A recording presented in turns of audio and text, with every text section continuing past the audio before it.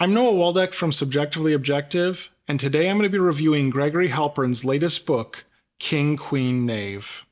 Now, the work in this book was made over a 20-year period in Halpern's hometown of Buffalo, New York.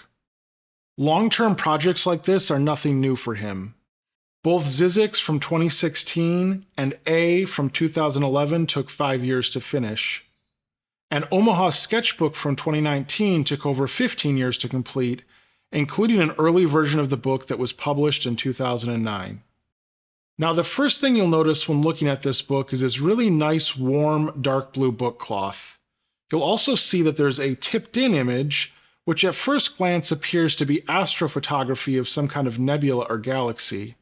But on closer inspection, you see that it's actually a painting of a drop ceiling, as you can tell from the tiles in the ceiling grid. Speaking about his work, Halpern said, "The more I've thought about photography's slippery relationship to truth, the more fascinated I've become in how photographic precision and surrealism are not contradictory.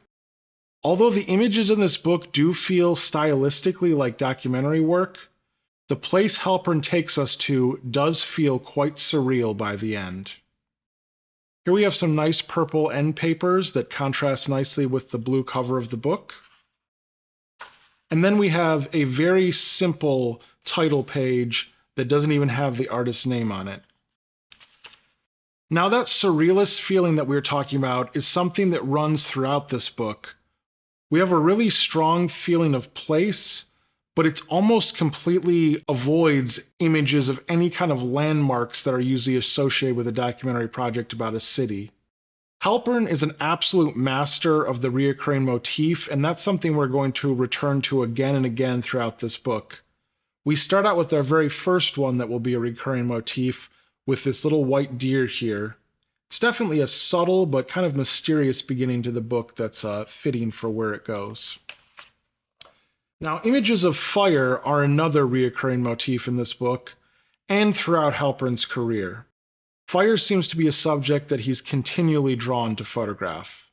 This one appears to be some sort of encampment. It almost feels like a modern version of a Western where you come upon a camp with the fire still burning, having just missed whoever was staying there. And here we have a strange little structure and a field behind an industrial park. It almost looks like a dollhouse with little windows on it. This one's even heart-shaped. But looking at it, it looks like it actually might be some type of beekeeping box. Talking about what drew him back to his hometown to photograph, Halpern said, "I've always found Buffalo kind of magical, which I realize to some people might sound like a ridiculous statement. I often think about when we were kids, exploring buildings. There were some key amazing buildings that I often think about as a source for my interest in where realism and surrealism come together." Images of unusual drawings are also an ongoing theme in Halpern's work.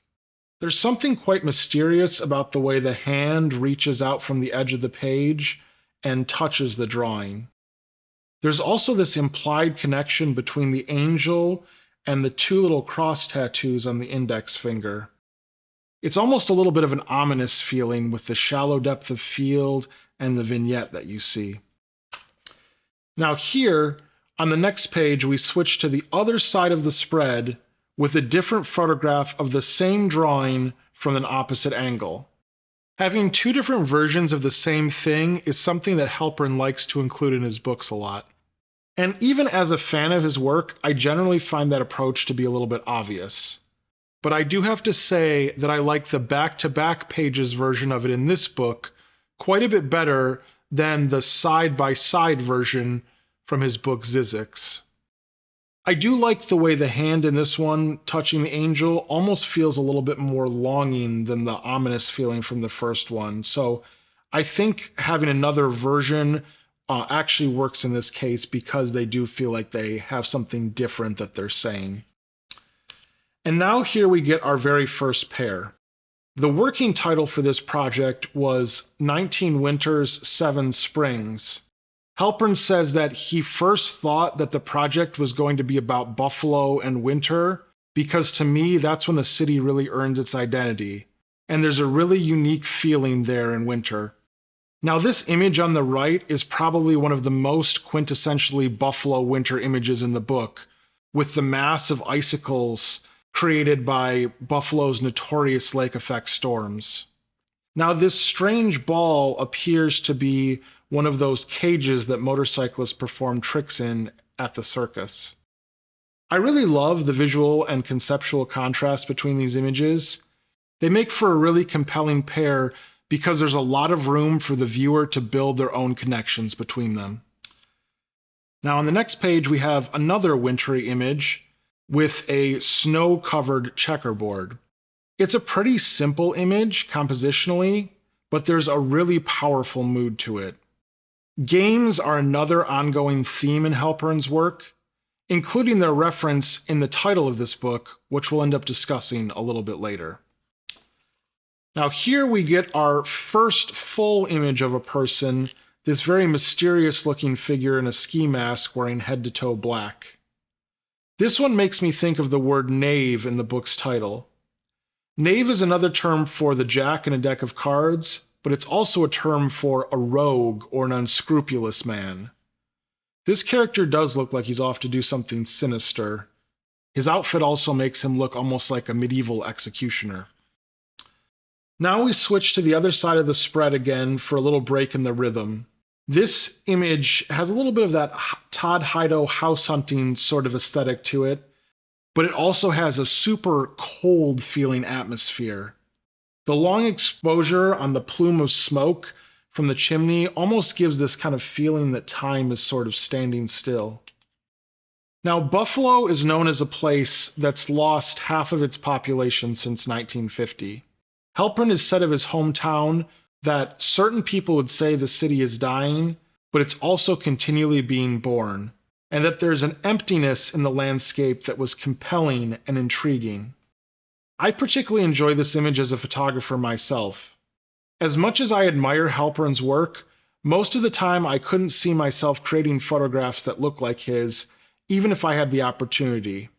Part of that may have to do with the vertical frame that Halpern always uses, where I hardly ever shoot any vertically oriented images. But also this realm really feels like a spot where our aesthetics and our interests intersect, and so it really strikes a chord with me personally. Now here we have another one of our reoccurring fire motifs. Although the book sequence starts to change gears in a little bit, up to this point, it's been an almost kind of apocalyptic undertone to the images that are really reinforced by this smoldering building fire. Even in ruins, it seems to embody the type of building that Halpern was talking about exploring as a child, where realism and surrealism come together. Here we have another nice wintry pair. They're both snow-covered landscapes, but there's a good amount of visual contrast between them, which allows them to have something to say to each other. It's also worth noting from a sequencing perspective that the first quarter of this book has been much heavier on landscapes than the book as a whole will be.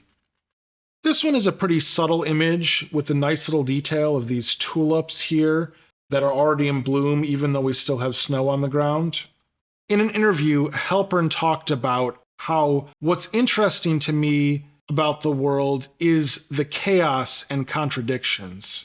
The way opposites can be so beautiful in relation to each other. I like how you can be attracted and repelled by something at the same moment.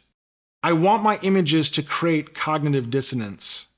If I feel that a sensation caused by an image is singular in nature, awe, beauty, dread, for example, I wind up finding that image manipulative and unfaithful to the contradictory nature of reality.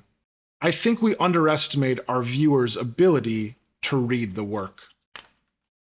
Now, this striking portrait of a cold-looking kid continues the winter in Buffalo theme, but we also notice that the palette of the last few images is beginning to brighten up compared to the beginning of the book. Interestingly, this image was included in an early version of the project featured in a 2017 issue of Aperture magazine. It's quite interesting to see how much the project has changed since then, when there was originally a lot more straightforward documentary-style images versus the somewhat surreal tone that the book ends up taking on now. Halpern says that over the years, I've become less interested in documentary and more interested in the space between fiction and nonfiction, which almost feels like surrealism to me. It became most obvious when I was working on Zizix, which starts with contemporary Los Angeles, but sort of builds a semi-fictional world out of the city. And he's obviously looking to do something similar with his depiction of Buffalo in this book, where images like this one of this shifted house on the verge of collapse become part of his surrealist vision for the city. And now we begin to move out of winter and into a much more portrait-heavy section of the book, with this nice portrait here of this painter.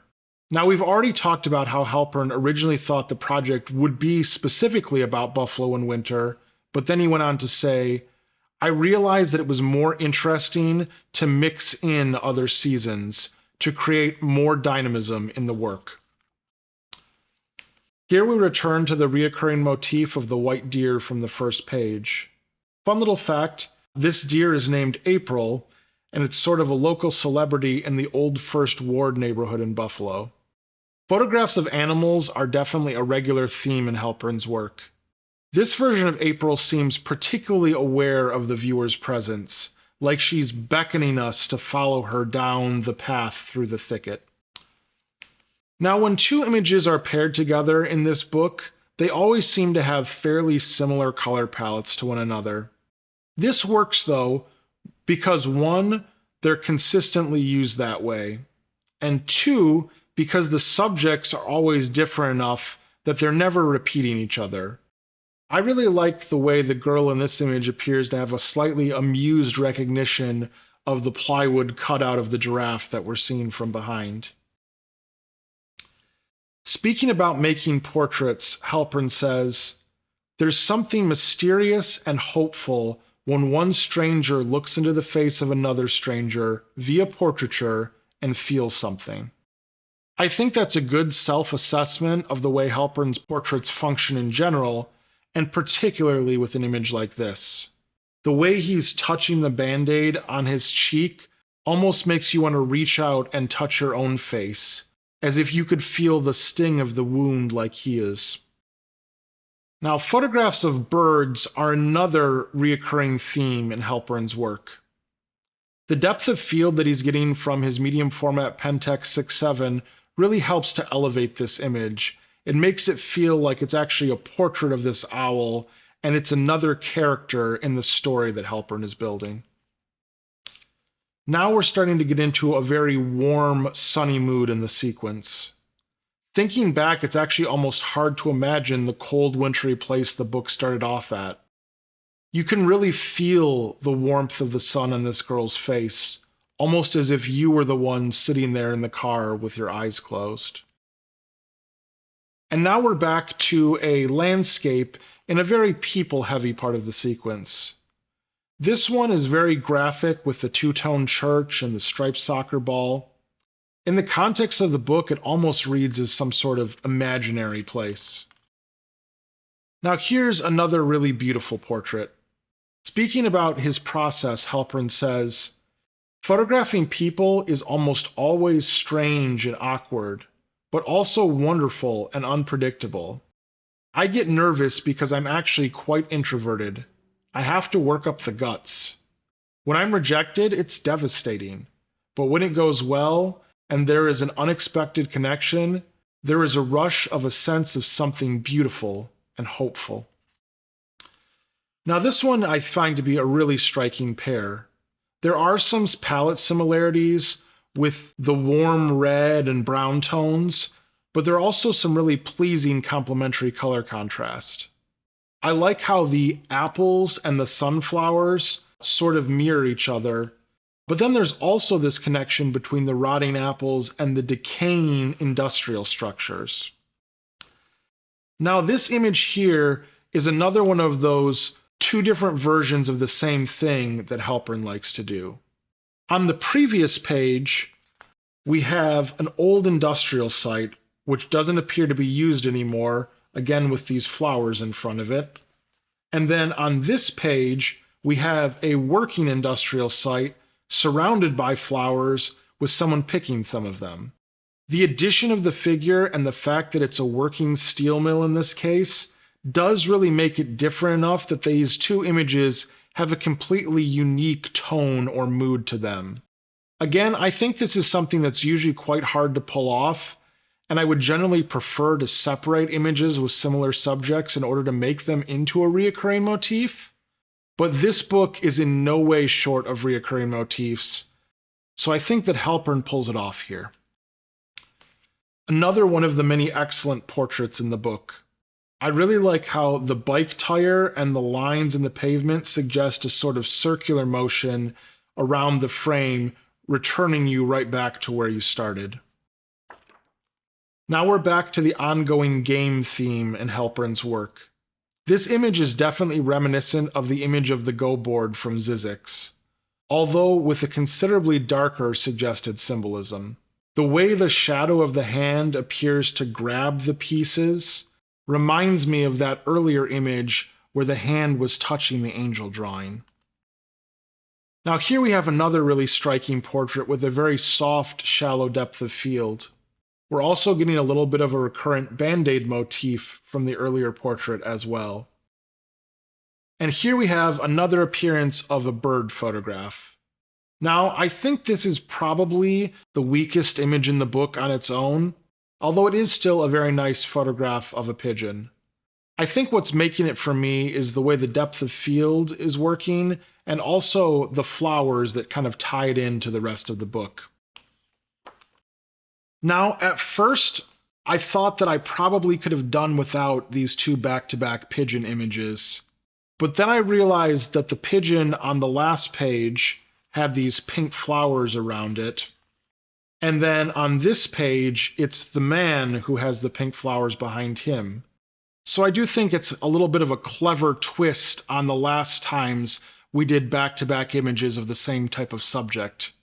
I really like these images as a pair, too. The guy looks like he feels as if the pigeon is mocking him from his iconic Roman numeral engraved perch while he struggles with the top button of his shirt. This one of these cracked eggs feels a little darkly ironic coming from the previous two bird images. It also continues the damaged, circular-shaped foods on the ground motif that was started earlier by the rotten apples. Now, seeing all of these Marys lined up next to each other is quite surreal feeling. Although there's a little odd man out thing going on with the Grecian figure here on the far right. They almost feel as if they're looking back sadly at the cracked eggs from the last page. Now, I really like this pairing of this portrait of this skater with this industrialized river valley. Even though they have a very similar palette, there is a nice contrast between the subject matter. This is, however, one of a few portraits in the book that has a slightly odd look to it due to an issue with one of Halpern's old lenses. I don't think it ruins the image, but I do kind of wish it was more consistent with the aesthetic of the rest of the book. Now, going forward for the next few spreads, we have several back-to-back portraits with nothing in between to break them up. I'm not sure I would have done this myself. For some reason, having back-to-back portraits here feels a little more similar to each other than the run of several back-to-back landscapes early in the book. They are all really beautiful portraits, though. Particularly this one. I feel like this dusky feeling light can be really hard to pull off in an image, and particularly with a subject with darker skin, but I feel like this image really nails it and makes for a really compelling portrait. This one changes the formula with a different, almost pained or out-of-breath looking pose. The way the light is falling and the warm and cool contrasts make this an incredibly striking image. So even if I wouldn't have necessarily put these last few portraits back to back, it's not like I feel like they ruined the sequence in any way. I think this is a really excellently sequenced book. Now we move to the other side of the spread again continuing the circular-shaped foods on the ground motif. Although this time, They look intact, and I don't think that they're foods that are edible for human consumption, although they could be something for the birds we've seen to enjoy. Now, this portrait has a super eye-catching yellow on yellow palette, with the flowers returning again as a background element. The strangeness of this one really draws you into the story. It makes you think about how he got those crutches and also makes you wonder where his other shoe went. Speaking about the balance of different types of images in a project, Halpern says, "I think the portraits are really the backbone or building blocks of the work, and the landscapes and details sort of hover around them, filling the spaces between, fleshing out a narrative and creating a setting. I tend to not like the way my work looks when it's edited to be all one type of picture or the other, just portraits or just landscapes. As for how I choose my subjects, I'd say there are people I want to keep looking at and thinking about, and whose likeness I continue to find interesting, compelling, or beautiful, even after having looked at them for many months or years." And here we get our final version of April the White Deer, almost obscured by the golden light of the setting sun on this dense underbrush. There's something rather forlorn about this one. To me, it feels like the point where the book starts to move into its final section. And this next image continues that same feeling of building towards an ending. The way he's peeking past the blinds makes it feel like he's on the lookout, almost like he's waiting for something terrible to arrive. I find this to be a really striking image. We then follow that up with a warm but sort of melancholy feeling image of this homemade kite that's stuck in a tree. We see that the trees are bare now, and it really appears that kite flying season is at an end. And then we have another portrait with flowers, but this is probably the most somber, longing type version we've seen so far, with the expression on this older man and with his cane. This one is also affected by that same lens issue that I talked about earlier. Again, I don't think it ruins it for me, but I do find it a little bit distracting. I guess that might be one of the issues that you face when you're making a body of work over such a long period of time. Although I assume Halpern either repaired or replaced that lens at some point, since it isn't something that's present in all of his portraits. Now, by themselves, these pillars feel quite grand, but the crumbling ceiling and the industrial gray paint on the floor sort of betrays that grandiosity. Rather than showing us again any of Buffalo's important landmarks, Halpern finds strange places like this that provide a setting for his really personalized vision of the place. And then here we have the image that the title of the book is taken from. Although here we see that the word Jack is replaced with the word knave. The title King, Queen, Knave is somewhat abstract in connection with the photographs in this book, but it does definitely conjure up the idea of characters from playing cards. And this book is filled with all of these characters from Halpern's portraits, so the suggestion that they're taking on roles or identities as kings, queens, or knaves is something that's really stuck with me looking through the book. It also kind of reminds me of this quote, "In this life we are either kings or pawns, emperors or fools," from the Napoleon Bonaparte character in Alexandre Dumas' The Count of Monte Cristo.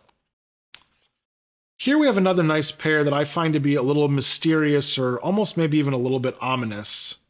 We have this hole in this fence or shed that's caused by a missing piece of wood, and then we also see the evidence of the unusual and somewhat poorly executed repair that had been done behind it. And then we have these dogs that look like they're very intent on getting past their own fence. It almost looks like they're trying to find out what's inside of that hole. And then here we have it followed up by our last reoccurring fire photograph in the book. Its placement in the sequence almost suggests that this is the room that the dogs might have found behind that hole. It's quite a surreal image as the objects being burned here appear to be old metal parts which are glowing red hot. But the source of the fire, or why they're being burned in the first place inside of this building, remains unclear to us. And here we get our very final pair in the book. Now, the flash on this dirty mirror creates a very unusual illusion of space with this portrait of this boxer. The red wraps on his hands sort of mirror the two red roses as well as the graffiti. The stance that he has there and the combined with these large visible thorns do create almost a sort of violent implication. Now, these are the first images with this kind of apparent direct flash in the book since the one of the falling snow that I particularly admired early in the book. But somehow they don't feel out of place in this increasingly surreal crescendo that Halpern seems to be building towards. The word "until" written in yellow on these completely black steps does feel quite ominous, or maybe almost even a little bit threatening. I am personally a big fan of photographs with words without any apparent context to them.